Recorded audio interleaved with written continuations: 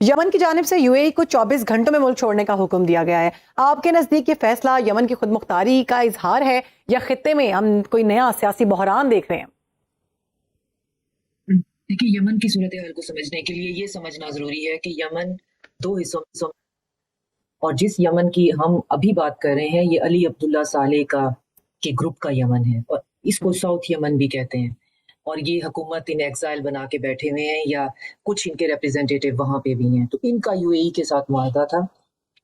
اور یہ معاہدہ بھی ان کو اسی لیے درکار تھا کہ یہ دوسرے پورشن میں موجود جو انصار اللہ یا جس کو ہوتی فیکٹر کہتے ہیں ان کے ساتھ جنگ میں جو ہے اسے استعمال کرنا چاہتے تھے. ریسنٹلی خبر یہ آئی کہ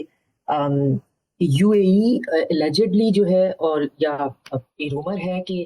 ایک ساؤتھ یمن کی ایک اٹونومس اینٹی بنانا چاہتے ہیں. تو اگر ساؤتھ یمن کو اٹونومی ملتی ہے تو جو صالح گروپ ہے اس کا بیچ میں اتنا کردار جو ہے وہ دکھائی نہیں دیتا، اور اس پہ پھر جو باب المندیب اور گلف آف عدن ہے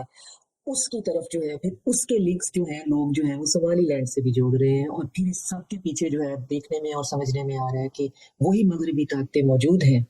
جو کہ ادھر سے صومالی لینڈ کو ریکگنائز کروانا چاہ رہی ہیں، ادھر سے ساؤتھ یمن کے اندر اٹونومس ریجن بنا کر اس کے اندر بھی جو ہے وہ خاص طور پہ گلف آف عدن جو ہے اس کے اوپر اپنی اسٹریٹجک منوپلی قائم کرنا چاہ رہی ہیں. تو فی الحال جو ہے اگر UAE کی فورسز باہر جا رہی ہیں تو اس کا مطلب ہے کہ یمن کا جو صالح گروپ ہے جو کہ ہوتی نہیں ہے ان کو بھی کوئی ریزنٹمنٹ ہوئی ہے، ان کی کوئی پہلے جو دوستی تھی جو کہ UAE کی پوری فنڈنگ تھی، بیکنگ تھی ہوتی سے فائٹ کرنے کے لیے، اس میں کوئی پرابلم ہوا ہے. اور دوسرے چانسز یہ بھی ہو سکتے ہیں کہ کیونکہ ہمیں سعودی عربیہ اور UAE میں بھی ایک رفت نظر آتی ہے یمن کو دیکھتے ہوئے، تو شاید پھر علی عبداللہ صالح کے جو لوگ ہیں ان کے گروپ کے وہ تو اب حیات نہیں ہیں، تو انہوں نے سوچا ہوگا میرے خیال میں، میری انڈرسٹینڈنگ میں، کہ سعودی عربیہ کی بیکنگ جو ہے وہ زیادہ ہمارے لیے فروٹفل ہے، فیزیبل ہے، کیونکہ ہمارا الٹیمیٹلی مقابلہ تو اپنے ہی ملک کے اندر انصار اللہ سے ہی ہے. اور وہ جو سیکٹیرین تضاد بھی ہے، وہ جو یمنی ہوتی ہیں ان کی آپس کی لڑائی ہے، تو جو